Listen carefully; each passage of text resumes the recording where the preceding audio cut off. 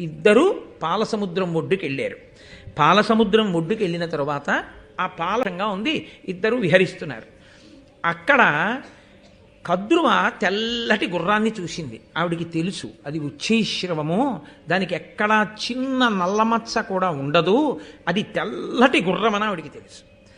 కాబట్టి ఇప్పుడు కద్రువ ఏం చేసిందంటే, చెల్లి చూసావా, ఆ ఉచ్చైశ్రవాన్ని చూసావా, పౌర్ణమి నాడు ఉండేటటువంటి చంద్రబింబానికి నల్లమచ్చ ఎలా ఉంటుందో అంత తెల్ల గుర్రానికి తోక దగ్గరున్న నల్లమచ్చ చూసావా అంది. వినత పక్కున నవ్వి, అక్క ఏ కన్నులతో చూస్తున్నావే అంది. కద్రు అంటోంది, నిజంగా గుర్రం తోకకి కానీ నల్లగా ఉన్నదో కద్రువా నువ్వు చెప్పిన మాట నిజం, అప్పుడు నేను నీకు 1000 ఏళ్ళు దాసీత్వం చేస్తాను, 500 సంవత్సరములు దాసీత్వం చేస్తాను.